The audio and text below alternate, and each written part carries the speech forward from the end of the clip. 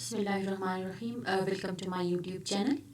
Today in this video lecture, we will discuss some more topics related to reproduction like sexual reproduction in flowering plants and male and female reproductive parts and life cycle of flowering plants. Sexual reproduction in plants plants के अंदर भी sexual reproduction होती है जिसमें both gametes involve होते हैं sperm और egg cells male gametes जो स्पर्म्स हैं और फीमेल गैमीट्स एग्स दोनों की फ्यूजन की वजह से फर्टिलाइजेशन होती है। आफ्टर फर्टिलाइजेशन फिर वो जाइगोट में डेवलप हो जाता है और फिर यही जाइगोट डेवलप होके एक नया प्लांट प्रोड्यूस कर सकता है। तो इसी तरह से हमारे पास बहुत सारे ऐसे प्लांट्स हैं जिनके अंदर ये सेक्सुअल रिप्रोडक्शन हो रहा होता है लाइक मोसिस हैं हमारे पास, फर्न्स हैं और सीड प्लांट्स हैं। और इनके साथ साथ जो जिम्नोस्पर्म्स हैं और एंजियोस्पर्म्स जिनको सीड प्लांट्स कहा जाता है। जो एंजियोस्पर्म्स हैं उनको हम फ्लावरिंग प्लांट्स कहते हैं और जो जिम्नोस्पर्म्स हैं उनको हम नेकेड सीड कहते हैं। तो दोनों को मिला के हम सीड प्लांट्स कहते हैं। तो मोस्टली जो मोसिस एंड फर्न्स होते हैं वो उनके अंदर जो उनका स्पर्म होता है they is motile and they can swim to egg cells. Egg cells तक पहुंचने के लिए ये वाटर के थ्रू स्विमिंग करने की इनकी एबिलिटी होती है। तो वाटर की नीड होती है, वाटर एज मीडियम के तौर पे एक्ट करता है। तो स्पर्म सेल्स ऑब्वियसली वाटर के अंदर फ्लोट करते हुए वो एग तक पहुंच जाते हैं। उसके बाद फिर वहाँ पे फर्टिलाइजेशन हो जाती है और फिर वो एक नया प्लांट के अंदर डेवलप हो जाते हैं। और जबकि जिम्नोस्पर्म्स और एंजियोस्पर्म्स के अंदर जो स्पर्म को एग तक पहुंचाने का जो प्रोसेस है उसको हम पोलिनेशन कहते हैं, जिसमें पोलन ग्रेन्स वो ट्रेवल कर जाते हैं टू फीमेल रिप्रोडक्टिव ऑर्गन, जहाँ पे उनकी फिर फर्टिलाइजेशन हो जाती है और फिर एक जाइगोट की फॉर्मेशन होती है और उससे फिर नया प्लांट डेवलप हो जाता है। इन प्लांट्स के अंदर टू टाइप के जनरेशन अल्टरनेट करते हैं एक दूसरे के साथ, जिनको हम जिनको हम स्पोरोफाइट एंड गैमीटोफाइट जनरेशन कहते हैं। अब यहाँ पे एक इम्पॉर्टेंट चीज़ है कि जो स्पोरोफाइट जनरेशन होती है, जो प्लांट की जो मेन बॉडी होती है उसको हम स्पोरोफाइट जनरेशन कहते हैं, जो कि डिप्लॉयड होगा। ऑब्वियसली डिप्लॉयड होगा जिसमें फुल नंबर ऑफ क्रोमोसोम्स होंगे। और जबकि उन्हीं प्लांट्स के अंदर गैमीट्स बनते हैं जो कि गैमीटोफाइट जनरेशन हम कहते हैं, जो कि हेप्लॉइड होते हैं। हाफ नंबर ऑफ क्रोमोसोम्स होते हैं, इस वजह से हम इनको हेप्लॉइड कहते हैं। तो किसी भी प्लांट के अंदर जो उसकी स्पोरोफाइट जनरेशन है उसके अंदर गैमीटोफाइट जनरेशन बन रही होती है। मोस्ट ऑफ द प्लांट्स में स्पोरोफाइट जनरेशन इंडिपेंडेंट होता है, डोमिनेंट होता है, क्योंकि अभी हमने बात की कि स्पोरोफाइट जनरेशन प्लांट की जनरल बॉडी को हम कहते हैं। तो ये डिपेंडेंट नहीं होता बल्कि ये इंडिपेंडेंट होता है और ये साइज में भी बड़ा होता है। This is dominant. अब जो स्पोरोफाइट जनरेशन होती है वो ऑब्वियसली डिप्लॉयड जनरेशन होती है और ये स्पोर्स प्रोड्यूस करता है, जो कि आगे जाके जो स्पोर्स जो है वो फिर मेच्योर हो जाते हैं और फिर उससे गैमीटोफाइट जनरेशन की फॉर्मेशन होती है या गैमीटोफाइट बन जाता है। स्पोरोफाइट गैमीटोफाइट बनाता है और फिर गैमीटोफाइट अगेन वो गैमीट्स प्रोड्यूस करेगा और उन गैमीट्स की आपस में कॉम्बिनेशन के रिजल्ट में फिर अगेन स्पोरोफाइट की फॉर्मेशन होती है। तो इसी तरह एक जनरेशन से दूसरा बनता है और दूसरे से पहले वाला बनता है, तो पूरा एक ये साइकिल में कंटिन्यू रहते हैं, जिसकी वजह से इनको कहते हैं हम alternation of generation. Sporophyte generation give rise to gametophyte and gametophyte generation give rise to sporophyte, इसलिए हम इसको अल्टरनेशन ऑफ जनरेशन कहते हैं। Here in this diagram you can see that this is a sporophyte generation, जो कि 2n होता है, full number of chromosomes होते हैं इसके अंदर, जो कि प्लांट की एक जनरल बॉडी को हम स्पोरोफाइट जनरेशन कहते हैं। अब इसके अंदर मियोसिस की एबिलिटी होती है। मियोसिस का प्रोसेस के थ्रू ये स्पोर्स बनाएगा जो कि हाफ हेप्लॉइड होते हैं। 1n का मतलब है हेप्लॉइड, 2N का मतलब है डिप्लॉयड। तो ये जो स्पोर्स बनेंगे, ये स्पोर्स के अंदर एबिलिटी होगी कि these spores will germinate to form a gametophyte by the process of mitosis। इनमें अब माइटोसिस का प्रोसेस होगा और ये गैमेटोफाइट जनरेशन बनाएगा। तो दैट मीन्स कि एक जनरल प्लांट बॉडी को हम स्पोरोफाइट कहते हैं। उस स्पोरोफाइट की जब मैचुरेशन होती है तो उसके अंदर गेमीट्स बनते हैं या गेमीटोफाइट जनरेशन बनता है जो रिस्पॉन्सिबल होता है गेमीट्स की फॉर्मेशन के लिए। अब ये जो गेमीटोफाइट है it will produce gametes by the process of mitosis. Mitosis का प्रोसेस होगा और हैप्लॉइड नंबर ऑफ गेमीट्स बनाएगा। एग की फॉर्मेशन होगी in case of males, female sorry, और फिर स्पर्म की फॉर्मेशन होगी इन केस ऑफ मेल्स। तो आपस में ये दो जब कंबाइन हो जाते हैं it will form A zygote जो कि 2N है। ये जाइगोट, फिर इस जाइगोट के अंदर माइटोसिस का प्रोसेस होगा, सेल डिवीजन होगी और एक सिंपल जो है प्लांट की बॉडी की फॉर्मेशन होगी। तो इसी तरह स्पोरोफाइट ने गेमिटोफाइट बनाया और गेमिटोफाइट आगे जाके स्पोरोफाइट बनाता है। इस तरह से ये पूरा साइकिल कंटिन्यू रहता है। This is known as alternation of generation. इसको हम कहते हैं alternation of generation. And then if we talk about the sexual reproduction in flowering plants, flower के अंदर 4 इंपॉर्टेंट कंपोनेंट्स होते हैं। Here in this diagram you can see that जो एक आउटर लीफ लाइक स्ट्रक्चर्स यहाँ पे आपको नज़र आ रहे हैं which are green in colour, they are known as sepals. तो बाहर की, सबसे बाहर की एक फ्लावर को अगर आप ऑब्जर्व करें, उसकी स्ट्रक्चर को अगर आप देखें तो एक फ्लावर के सराउंडिंग में सबसे बाहर ग्रीन कलर के लीफ लगे होते हैं, they are known as sepals. उनको हम सेपल्स कहते हैं। और ये जो सेपल्स हैं वो कलेक्टिवली उनको हम कैलेक्स कहते हैं। ये सारा हिस्सा जो है कैलेक्स का होता है जो कि इनर साइड फ्लावर की जो इनर स्ट्रक्चर है उसकी प्रोटेक्शन कर रहा होता है। Inside to this calyx bright colourful आपको ये पत्ते नज़र आ जाएंगे, लीव्स नज़र आ जाएंगे which are known as petals. इनको हम पेटल्स कहते हैं। सेपल्स के बाद इनर जो साइड की तरफ अगर आप मूव करते हैं तो वहाँ पे आपको कलरफुल ये पेटल्स नज़र आ जाएंगे and they are collectively known as corolla. तो इन सब पेटल्स को मिला के हम कोरोला कहते हैं। Both these are non reproductive parts. Flower के अंदर ये दोनों पार्ट्स नॉन रिप्रोडक्टिव है क्योंकि वो रिप्रोडक्शन में इनका कोई रोल नहीं होता। although they are providing protection to the female reproductive part and mail reproductive part, लेकिन वो डायरेक्टली किसी भी रिप्रोडक्शन के अंदर वो इन्वॉल्व नहीं होते, इसलिए हम इनको नॉन रिप्रोडक्टिव पार्ट्स कहते हैं। Calyx and corolla are non reproductive parts of flower. Inside corolla यहाँ पे एंड्रोशियम कहा जाता है। Androecium basically male reproductive part है। मेल रिप्रोडक्टिव पार्ट को हम एंड्रोशियम कहते हैं and the units of male reproductive part they are known as stamen. Stamen इनके यूनिट्स को हम कहते हैं and stamen is further consist of anther and filament. Here you can see that thread like structure होती है जिसको हम filament कहते हैं। इस फिलामेंट का एक एंड फ्री होता है, ये वाला एंड फ्री होता है जिसके ऊपर सेक लाइक स्ट्रक्चर लगी होती है and that is known as anther.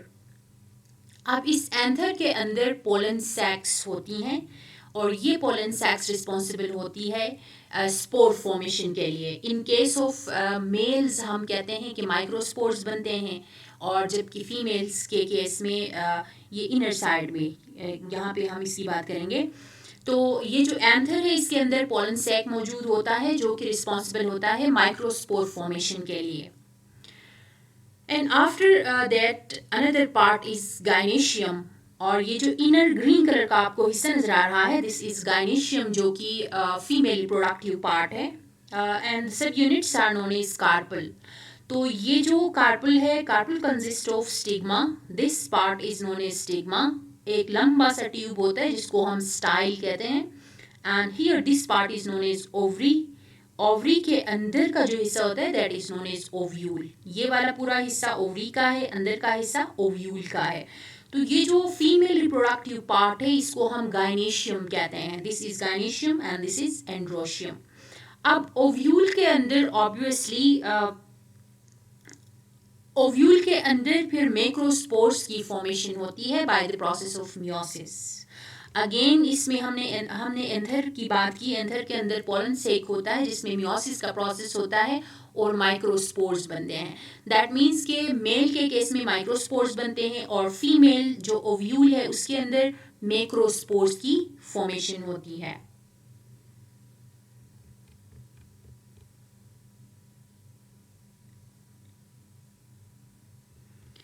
These are the parts of male reproductive system. Stamens है, sperm है, filaments, anther, tube, nucleus, pollen sac, ये सारी चीज़ें जो है these are parts of male reproductive system and these are the female reproductive parts जो कि carpel है, स्टिग्मा है, मैक्रोस्पोर जहाँ पे बनते हैं, ओवरी है and ovule, style, egg cells, ये सारी चीज़ें। Here in this diagram the whole reproductive जो प्रोसेस है वो इस डायग्राम से हम समझ लेंगे। दिस इज़ फ्लावर और ये जो बाहर का स्ट्रक्चर है दिस इज़ ग्रीन पार्ट जो कि ग्रीन कलर के लीव्स लगे हुए हैं, they are known as calyx. और इनर साइड पे यहाँ पे ब्राइट कलर के ये पत्ते लगे हुए हैं, लीव्स लगे हुए हैं, they are known as and this collectively known as corolla. इस पूरे को हम कोरोला कहते हैं। ये पेटल्स हैं और ये वाला जो है दीज आर सेपल्स। ये बाहर का हिस्सा जो है दे आर सेपल्स और इनर साइड पे जो है ये पेटल्स लगे हुए हैं। And this is male reproductive part. ये वाला हिस्सा फिलामेंट का है, this is part of anther. और ये जो दरमियान का हिस्सा है this is style, this is stigma and this is ovary and this is ovule. अब होता क्या है कि this ovule contain microspore mother sales. हमने बात की थी कि फीमेल्स में माइक्रोस्पोर्स बनते हैं जबकि मेल्स के अंदर माइक्रोस्पोर्स बनते हैं और फीमेल्स में मैक्रोस्पोर्स बनते हैं। फीमेल्स के अंदर मैक्रोस्पोर मदर सेल्स होंगे जो कि 2n होंगे जिसमें फुल नंबर ऑफ क्रोमोसोम्स होंगे and this has ability to divide by the process of meiosis and it can produce macrospores which are haploid। ये हेप्लॉइड स्पोर्स बनाएगा, हाफ नंबर ऑफ क्रोमोसोम्स के साथ ये माइक्रोस्पोर्स बनाएगा। कौन बनाएगा? माइक्रोस्पोर मदर सेल्स जो कि ओव्यूल के अंदर है। ओव्यूल के अंदर माइक्रोस्पोर मदर सेल्स हैं जिनके अंदर प्रोसेस ऑफ मियोसिस होती है और वो मैक्रोस्पोर्स बनाता है। ये मैक्रोस्पोर्स हेप्लॉइड होते हैं जिसमें हाफ नंबर ऑफ क्रोमोसोम्स होते हैं। These macrospores have ability to divide by the process of mitosis। ये क्यों माइटोसिस के थ्रू डिवाइड होता है? गेमिटोफाइट बनाने के लिए। This is main part of plant जो कि स्पोरोफाइट है। ये स्पोरोफाइट जब मेच्योर हो जाता है तो इसका ये वाला फ्लावर है, ये मेच्योर फ्लावर है जिसमें फीमेल रिप्रोडक्टिव पार्ट भी है, मेल रिप्रोडक्टिव पार्ट भी है। फीमेल रिप्रोडक्टिव पार्ट में जो ओव्यूल है उसके अंदर मैक्रोस्पोर मदर सेल्स हैं जो मैक्रोस्पोर्स बनाएंगे by the process of meiosis. और ये जो मैक्रोस्पोर्स हैं इनके अंदर मजीद डिवाइड होने की एबिलिटी होती है by the process of mitosis and it can produce female gametophyte. Female gametophyte क्या है कि एक सेल बनाएगा ये और दूसरा फ्यूजन न्यूक्लियस की फॉर्मेशन करता है। मैक्रोस्पोर मदर सेल्स डिवाइड हो जाते हैं by the process of mitosis and they can produce fusion nucleus जिसमें फ्यूजन न्यूक्लियस 1n + 1n यहाँ पे जो है आपके पास फ्यूजन न्यूक्लियस की फॉर्मेशन होती है और यहाँ पे हेप्लॉइड है। ये एक हेप्लॉइड, ये दूसरा हेप्लॉइड, दो हेप्लॉइड फ्यूजन न्यूक्लियस, अलग अलग दो न्यूक्लियस बनते हैं जिनको हम फ्यूजन न्यूक्लियस कहते हैं और एक एग सेल बनता है। इस पूरे को मिला के हम कहते हैं दिस इज फीमेल गेमिटोफाइट। ये डिपेंडेंट करता है किसके ऊपर? स्पोरोफाइट के ऊपर, क्योंकि इसकी अलग से अपना रूट सिस्टम नहीं है, शूट सिस्टम नहीं है, ये अलग से न्यूट्रिएंट्स एब्जॉर्ब नहीं करता बल्कि ये टोटली डिपेंडेंट है स्पोरोफाइट के ऊपर। और स्पोरोफाइट को हम कहते हैं दिस स्पोरोफाइट इज इंडिपेंडेंट क्योंकि ये मेन प्लांट के अंदर फ्लावर है और फ्लावर के अंदर गेमिटोफाइट बना है तो this gametophyte is dependent on sporophyte. यहाँ पे ये गेमिटोफाइट की फॉर्मेशन होगी। On the other hand this is male reproductive part जहाँ पे एंथर बना हुआ है और एंथर के अंदर पोलन सेक मौजूद होगा। Pollen sac contains microspore mother cells which are again diploid cells. These cells have ability to divide to produce microspores which are haploid. By the process of meiosis, meiosis का process होगा again इसमें, और haploid number of microspores बनाएगा।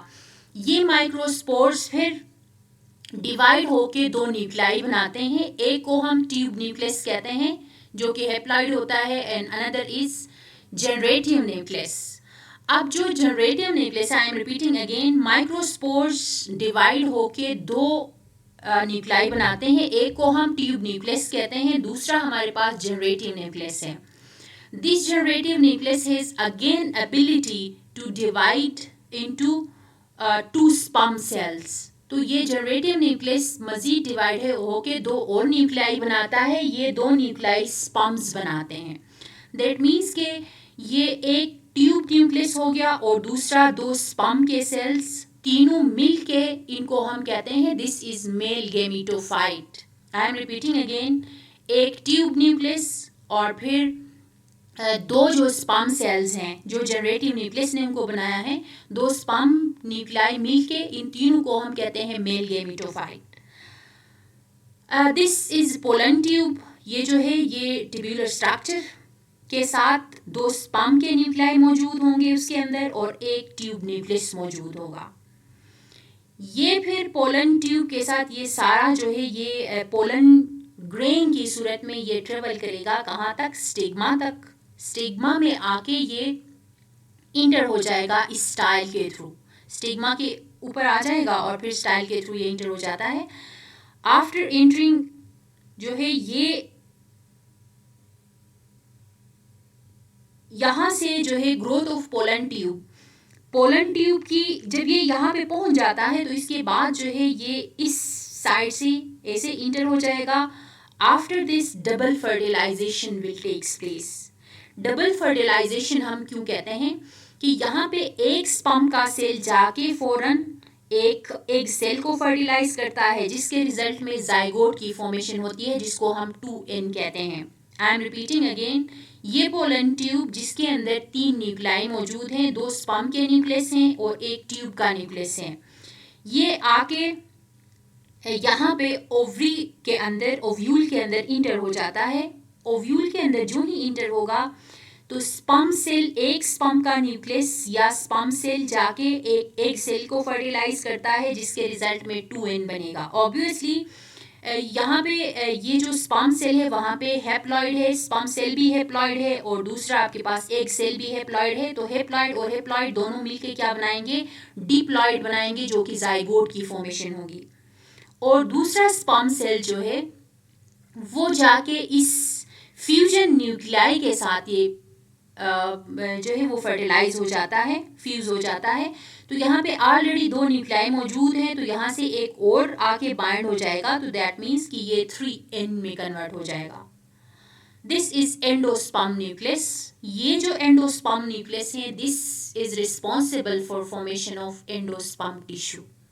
आपने seed के अंदर देखा होगा कि एंडोस्पर्म टिश्यू होता है which is responsible for providing food to embryo. Embryo को फूड प्रोवाइड करने के लिए एक एंडोस्पर्म टिश्यू होता है। तो वो एंडोस्पर्म टिश्यू कैसे बनता है, एंडोस्पर्म न्यूक्लियस की वजह से बनता है। और ये कैसे बना था कि स्पर्म सेल्स का एक न्यूक्लियस जाके इन फ्यूजन न्यूक्लियाई के साथ, फ्यूजन न्यूक्लियस के अंदर 2 न्यूक्लियाई मौजूद थे, उनके साथ कंबाइन ये हो गया है। उसके बाद जो है ये 3n बनाएगा जो कि एंडोस्पर्म न्यूक्लियस की फॉर्मेशन करता है। And this zygote will develop into embryo, ये एम्ब्रियो बनाएगा। Zygote will develop into embryo and endosperm tissue और endosperm nucleus will develop into endosperm tissue. Ovary से क्या बनता है, फ्रूट की फॉर्मेशन होती है and ovule will develop into seed. Ovary जो है ये वाला पूरा ओवरी, ओवरी से फ्रूट बनता है और फिर जो उसके अंदर ओव्यूल है उससे सीड की फॉर्मेशन होती है। अब ये जो एम्ब्रियो की फॉर्मेशन हुई है जो कि 2n है, दिस विल जर्मिनेट। जब ये सीड मेच्योर हो जाएगा, सीड मेच्योर जब हो जाएगा उसके बाद जो है ये सीड जर्मिनेट कर जाएगा और ये जर्मिनेट करके ये एक नया स्पोरोफाइट प्लांट फॉर्म करेगा। ऑब्वियसली ये क्या होगा, 2n होगा। क्यों? क्योंकि ये जाइगोट 2n है, ये एम्ब्रियो 2n है, ये एम्ब्रियो ही डेवलप होकर स्पोरोफाइट बनाएगा। ये स्पोरोफाइट 2n है जो कि मेन प्लांट का जो बॉडी होता है उसको हम स्पोरोफाइट कहते हैं। अब ये जब मेच्योर हो जाएगा, अगेन यहाँ पे फ्लावर्स डेवलप हो जाएंगे। ये फिर फ्लावर्स के अंदर फिर अगेन मियोसिस का प्रोसेस होगा। उसके अंदर जो स्पोर मदर सेल्स हैं वहाँ पे मियोसिस का प्रोसेस होगा। मियोसिस के प्रोसेस के थ्रू ये स्पोर्स प्रोड्यूस करेंगे। वो स्पोर्स फिर जाके गेमिटोफाइट बनाएंगे and these gametophytes are responsible for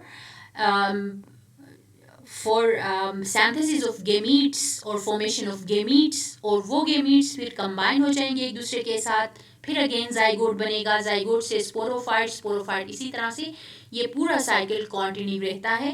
and this is known as alternation of generation. एक जनरेशन से दूसरा बन गया, स्पोरोफाइट से गेमिटोफाइट बन गया, गेमिटोफाइट से स्पोरोफाइट बन गया, और इसी तरह से जो है ये इसकी लाइफ साइकिल कंटिन्यू रहती है।